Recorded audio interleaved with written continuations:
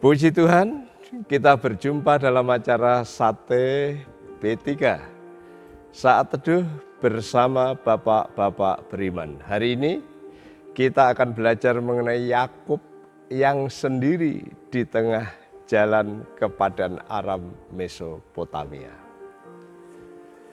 Saya percaya Alkitab dan saya cinta Alkitab. Oleh karena itu, mari kita buka Alkitab dan kita baca Alkitab kita dari kitab Kejadian pasal 28 ayat 11 dan 12. Demikian bunyi firman Tuhan. Ia sampai di suatu tempat dan bermalam di situ. Karena matahari telah terbenam, ia mengambil sebuah batu yang terletak di tempat itu dan dipakainya sebagai alas kepala, lalu membaringkan dirinya di tempat itu. Maka bermimpilah ia. Di bumi ada didirikan sebuah tangga yang ujungnya sampai di langit. Dan tampaklah malaikat-malaikat Allah turun naik di tangga itu. Kawan sehati dalam Tuhan, kepergian Yakub meninggalkan luka yang dalam bagi Esau. Dendam kesumat yang tak terbalaskan menjadi catatan tersendiri dalam diri Esau. Meninggalkan pahit getir Ishak sang ayah dan derai air mata cinta Ribka sang mama. Yakub sedih, lesu, dan sendiri dalam melangkahkan kaki demi sebuah pencarian yang dinasihatkan Ishak sang ayah. Di tengah perjalanannya, kini dia harus berhenti, beristirahat sendiri tanpa teman orang-orang yang dikasihinya. Dia dikeloni kesunyian, berselimutkan angin malam, berbantalkan batu hangat dan keras. Namun tidur nyenyak.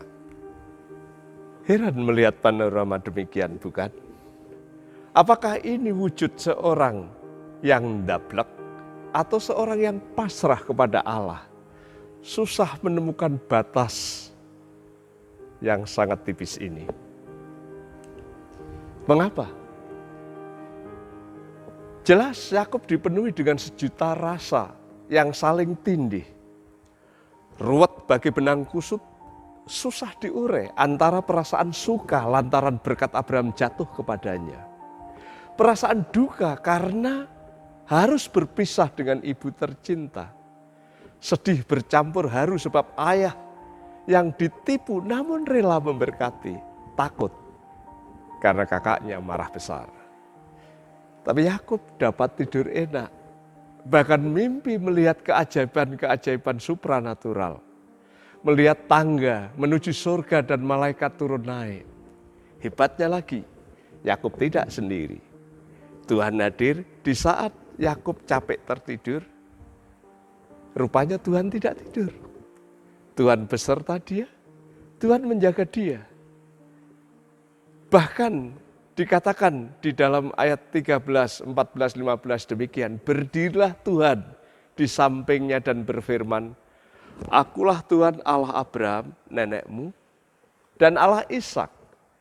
Tanah tempat engkau berbaring ini akan kuberikan kepadamu dan kepada keturunanmu. Keturunanmu akan menjadi seperti debu tanah banyaknya. Engkau akan mengembang ke timur, ke barat, ke utara, ke selatan. Dan olehmu serta keturunanmu semua kaum di muka bumi ini akan mendapat berkat.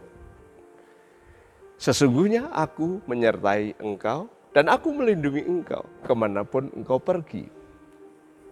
Dan aku akan membawa engkau kembali ke negeri ini, sebab aku tidak akan meninggalkan engkau, melainkan tetap melakukan apa yang kujanjikan kepadamu. Kawan sehati dalam Tuhan, Tuhan menyertai. Tuhan memberkati kemanapun Yakub pergi, Tuhan menjaganya. Inilah anugerah Allah yang begitu luar biasa, jauh lebih besar dari kesalahan Yakub, jauh melampaui persoalan-persoalan Yakub. Dia Tuhan yang dapat diandalkan.